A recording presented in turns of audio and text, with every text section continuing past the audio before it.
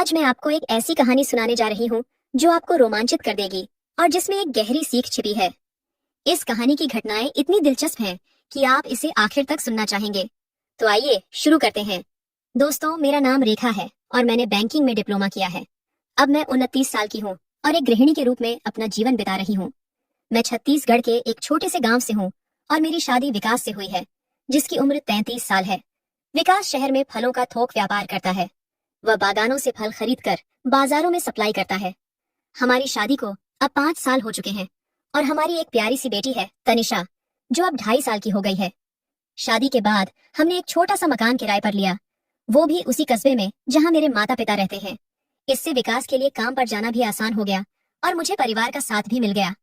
वैसे विकास के माता पिता यानी मेरे सास ससुर पास के ही एक गांव में अपनी खेती बाड़ी करते हैं।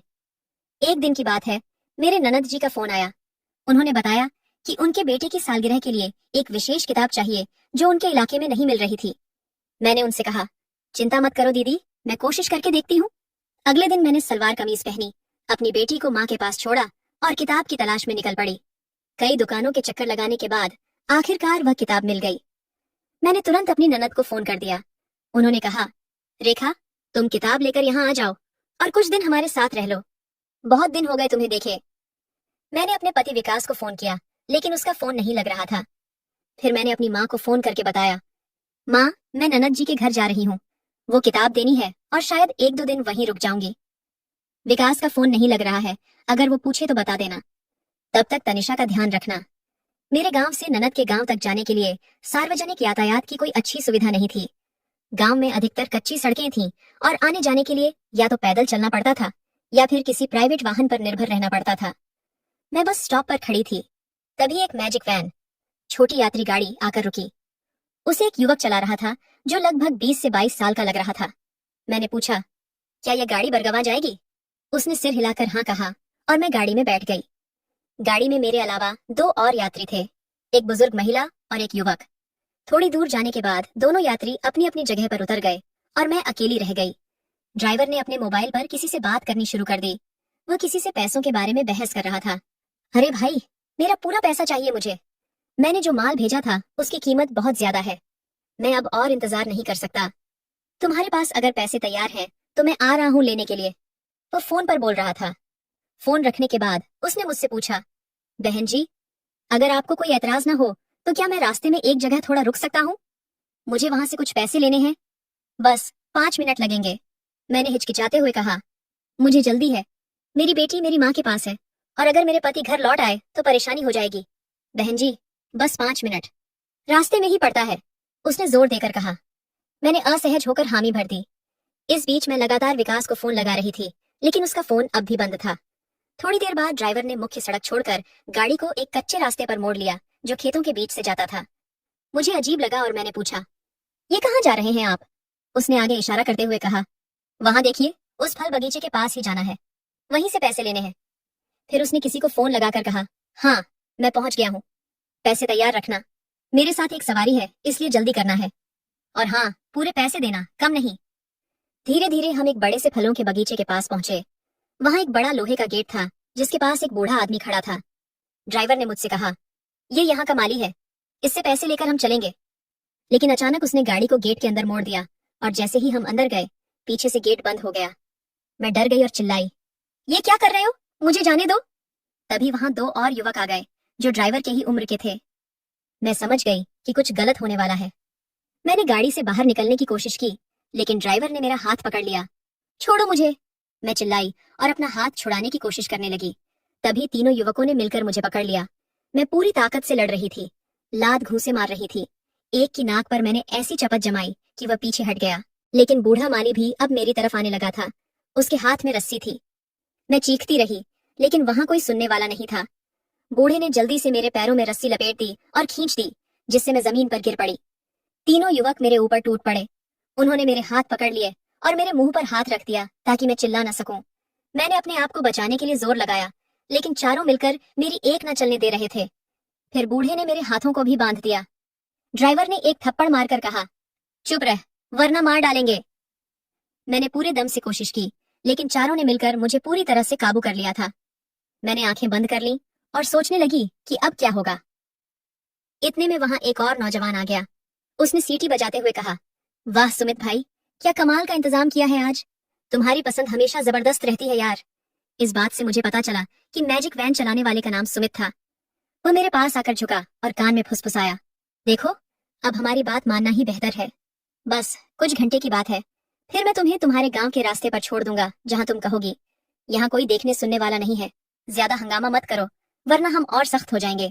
मेरे विरोध करने के बावजूद उन्होंने मुझे खींचकर एक कमरे में ले गए। कमरा अंधेरा था और वहां एक गंदी सी चटाई बिछी थी। पहले तो ड्राइवर सुमित ने अंदर आकर मेरे साथ जबरदस्ती की। वो ऐसा कर रहा था जैसे कितने दिनों से भूखा हो। मैं रो रही थी, चिल्ला रही थी, लेकिन कोई फायदा नहीं हुआ। ड्राइवर सुमित ने अपना अत्याचार पूरा करने के बाद पास रखे एक गिलास में कुछ पिया। वह शायद शहद था। फिर वह जंगली जानवर जैसा बर्ताव करने लगा। करीब 1 घंटे तक इस तरह का बर्ताव जारी रहा। जब मैं पूरी तरह थक चुकी थी, तब उसने बाहर जाते हुए बूढ़े माली को आवाज दी, रामलाल, इधर आ। बूढ़ा रामलाल झट से अंदर आ गया। सुमित ने उसे बताया, रामलाल काका, अभी अभी मैंने मालिक को फोन किया है। वे किसी जरूरी काम से आ रहे हैं। जब तक वे नहीं आते, इसे कहीं जाने मत देना। इतना कहकर ड्राइवर सुमित बाहर चला गया। फिर वो बूढ़ा रामलाल ने अंदर आकर अपने कपड़े उतारने शुरू कर दिए। फिर उसने मुझे खड़ा किया और मेरे दोनों हाथों को ऊपर से लटकती एक रस्सी से बांध दिया। मैं बिल्कुल बेबस थी। रामलाल मेरे पीछे आया और मुझे जकड़ लिया। अपनी उम्र के हिसाब से वह काफी मजबूत था। इसी बीच 2 और नौजवान अंदर आ गए। एक ने हंसते हुए कहा, अरे काका, क्या आज सारी रात की मस्ती अभी ही कर लोगे? दूसरे ने छेड़ते हुए कहा, काका तो हमेशा से ऐसे ही खड़े खड़े काम करते आए हैं, आदत से मजबूर है। तभी मुझे समझ आया कि वे मेरी हालत पर मजाक उड़ा रहे थे। मैंने भागने की कोशिश की, लेकिन वो बूढ़ा रामलाल की पकड़ मजबूत थी। जब उसकी ख्वाहिश पूरी हो गई और वह थक गया, तब उसने मुझसे कहा, कैसा लगा? अच्छा लगे तो बताना, फिर से आऊंगा। इतना कहकर वह बाहर निकल गया और वे दोनों नौजवान बारी बारी से अंदर आए और मेरे ऊपर सवार हो गया। मैं लगातार रस्सी से बंधी खड़ी रही। जब वे अपना काम करके चले गए, तब बूढ़ा रामलाल वापस आया। उसने मुझे खोला और पानी का एक बाल्टी लाकर दिया ताकि मैं खुद को धो सकूं। अचानक बाहर से किसी की आवाज आई। रामलाल ने कहा, लगता है मालिक विकास आ गए हैं। ये नाम सुनते ही मेरा दिल जोर से धड़कने लगा। क्या मेरा पति विकास? मेरे कान पर यकीन नहीं हुआ। बाहर से किसी ने पूछा, सामान कहाँ है? और किसी ने जवाब दिया, रामलाल काका के साथ अंदर है। मालिक हंसते हुए बोला, रामलाल तो कुछ भी हाथ से जाने नहीं देता, खुद को भी परेशान करता रहता है। इस पर सभी हंसने लगे। ड्राइवर सुमित ने कहा, लेकिन मालिक, आज जो अंदर है वो आपको बहुत पसंद आएगी, एकदम खास चीज है। मालिक ने जवाब दिया, सुमित, तुम तो इस काम के उस्ताद हो, हमेशा शानदार चुनाव करते हो। सुमित ने फिर कहा, मालिक, ये अब तक की सबसे अच्छी पसंद है, अंदर जाकर खुद देख लीजिए। मैंने जब मालिक की आवाज सुनी तो मेरे पैरों तले जमीन खिसक गई। ये तो वही आवाज थी जिसे मैं रोज सुनती थी, मेरे पति विकास की। वही इन सब का सरदार था। मैंने अपना चेहरा दीवार की तरफ कर लिया था और अपने बालों से ढक रखा था। विकास अंदर आया और बूढ़ा रामलाल को मेरे ऊपर पानी डालते देखा। रामलाल, तेरी यह दयालुता ही एक दिन तेरी जान लेगी, विकास ने हंसते हुए कहा। फिर बोला, जा, बाहर निकल। आज इन्होंने जो लाया है उसकी कहानी क्या है, जरा मैं भी देखूं। ये सब तब हो रहा था जब उसने अभी मेरा चेहरा नहीं देखा था। मैंने अपने बालों से चेहरा छिपा रखा था और दीवार की ओर मुंह किए थे। विकास मेरे पीछे आया और मुझे कसकर पकड़ लिया। वाकई इस बार लड़कों ने बेहतरीन चुनाव किया है, उसने मेरे कान में फुसफुसाते हुए कहा। जैसे ही वह आगे बढ़ा, मैंने धीरे से अपना चेहरा उसकी तरफ घुमा दिया।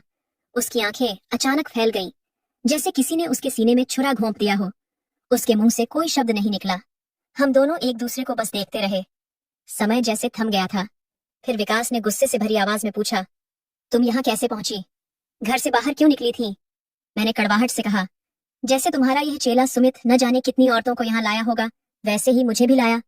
मैं तो तुम्हारी बहन की किताब देने निकली थी। तुम्हें कई बार फोन किया था, लेकिन तुम्हारा फोन बंद था। फिर इस सुमित ने धोखे से मुझे यहाँ ला दिया। उसका चेहरा पीला पड़ गया। उसने हकलाते हुए पूछा, तनिषा, तनिषा कहाँ है? चिंता मत करो, तुम्हारी बेटी मेरी माँ के पास सुरक्षित है, मैंने ठंडे स्वर में कहा। फिर उसने डरते हुए पूछा, क्या क्या किसी ने तुम्हें छुआ? मैंने उसकी आंखों में सीधे देखते हुए जवाब दिया, हाँ, 4 लोगों ने।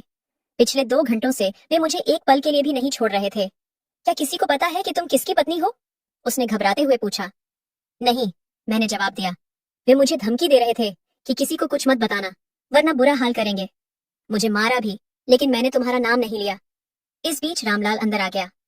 मालिक, आप थक गए होंगे, लेकिन मुझे तो अभी और भूख लगी है, मैं इसे कपड़े पहनने में मदद कर देता हूँ, उसने मुस्कुराते हुए कहा। विकास कुछ भी कहने की स्थिति में नहीं था, वह बस चुपचाप खड़ा रह गया। बूढ़ा रामलाल ने मेरे पास आकर फिर से छेड़छाड़ शुरू कर दी। इस बार मैंने विरोध नहीं किया। मैंने अपने मन में ठान ली थी कि अब मैं विकास को सबसे बड़ी शर्मिंदगी से रूबरू कराऊंगी। मैंने जानबूझकर जोर जोर से आवाजें निकालनी शुरू कर दी। मेरी आवाज सुनकर बाहर खड़े तीनों युवक अंदर आ गए और हंसने लगे। विकास से यह सब देखा नहीं गया और वह बाहर जाकर बैठ गया। मैंने और भी ऊंची आवाज में कहा, आओ सब लोग आओ, मेरे साथ मजे लो। वे सभी दौड़े दौड़े आए और बारी बारी अंदर आने लगे। विकास बाहर बैठा मेरी आवाजों से पागल हो रहा था। अब रात होने लगी थी और मैंने तय कर लिया कि मैं पूरी रात यहीं रहकर विकास को हर पल अपमानित महसूस कराऊंगी। सुबह हुई तो मैंने अपने कपड़े पहने और बूढ़ा रामलाल से कहा, मैं फिर आऊंगी तुम्हारे पास, इंतजार करना।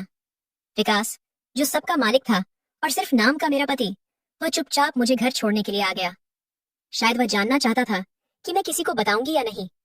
हम दोनों एक टेम्पो में बैठे और पूरे रास्ते एक शब्द भी नहीं बोले। जब भी मेरी नजर उससे मिलती, वह झट से अपनी आंखें नीची कर लेता। थोड़ी देर के बाद मैंने कहा, तुमने जो किया उसकी सजा मैंने भुगत ली, लेकिन अब हम साथ नहीं रह सकते। घर पहुंचने के बाद मैंने अपनी माँ से बेटी को लिया और अगले ही दिन विकास से अलग होने का फैसला कर लिया। मैंने तलाक के कागजात पर हस्ताक्षर करवा लिए और अपनी बेटी तनिषा को अपने साथ रखने का फैसला किया। दोस्तों, जीवन कभी रुकता नहीं है। 1 साल बाद मुझे रमेश से मिलने का मौका मिला। वह एक सम्मानित शिक्षक हैं जो गुजरात में काम करते हैं। उनकी पहली पत्नी का कैंसर से निधन हो चुका था और उन्हें अपने 2 बच्चों की परवरिश के लिए एक साथी की जरूरत थी। हमने एक दूसरे को समझा और फिर शादी कर ली। अब मैं अपनी बेटी तनिषा और रमेश के दोनों बच्चों के साथ गुजरात में रहती हूँ। मेरी जिंदगी में अब प्यार, सम्मान और सुकून है। आज मैं अपने अतीत को पीछे छोड़कर एक नई कहानी लिख रही हूँ, लेकिन जिंदगी की किताब में अभी कई और कहानियां लिखी जानी बाकी हैं और शायद उनमें से कुछ मैं आपको फिर कभी सुनाऊंगी। दोस्तों, आपको यह कहानी कैसी लगी? अगर आपको यह पसंद आई हो तो अपने विचार हमें जरूर बताइए। और हाँ, अगली कहानी के लिए हमारे साथ बने रहें। आप सभी का दिल से धन्यवाद।